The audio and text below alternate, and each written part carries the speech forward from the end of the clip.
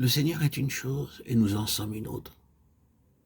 Et nous arrivons ici précisément à la nature et à la signification de cette école de Christ.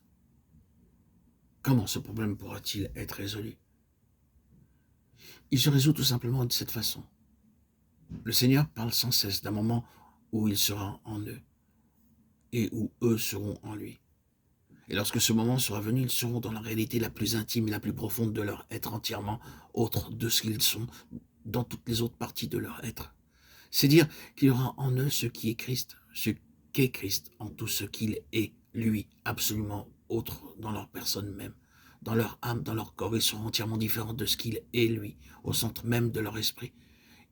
Ils penseront parfois que la chose la meilleure à faire serait celle-ci. Mais celui qui, en eux, est entièrement autre, ne leur permettra pas de le faire. Ils penseront parfois que la chose la plus sage serait de ne pas faire ceci, et celui qui est en eux est entièrement autre, insiste en fait, fait ceci. L'homme extérieur dit, c'est une folie, je ne ferai que courir au désastre. L'homme intérieur reprend, il faut le faire. Ces deux ne peuvent arriver à une entente, il est intérieur et il est entièrement autre. Et notre éducation consiste à nous apprendre à le suivre, lui, à marcher dans sa voie. Si quelqu'un veut venir après moi, qu'il renonce à lui-même et qu'il me suive, renonce à nous-mêmes, à nos arguments, à nos jugements, à notre bon sens parfois, qu'il me suive, et Christ sera toujours justifié. Certains hommes ont fait les choses les plus folles aux yeux du monde, et ils ont été justifiés.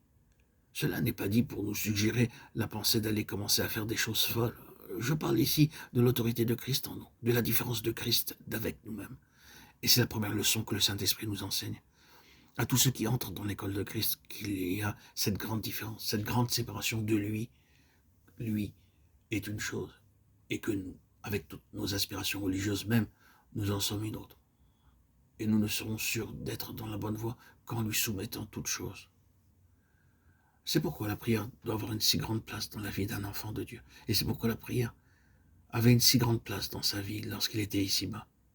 La vie de prière du Seigneur Jésus est, dans un certain domaine et à un certain sens, le plus grand problème que nous puissions rencontrer.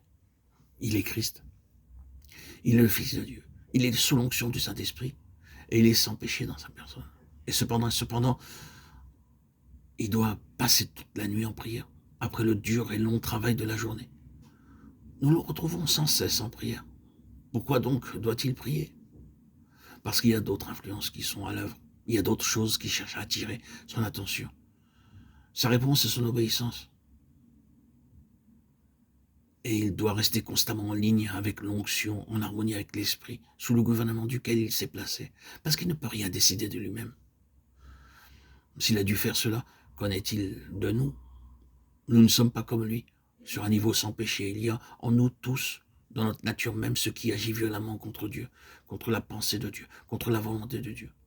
Or, combien nous est-il donc plus nécessaire d'avoir une vie de prière, dans laquelle l'Esprit peut nous garder droit, nous maintenir dans la ligne du dessein divin, nous diriger dans les voies du Seigneur et dans les temps du Seigneur.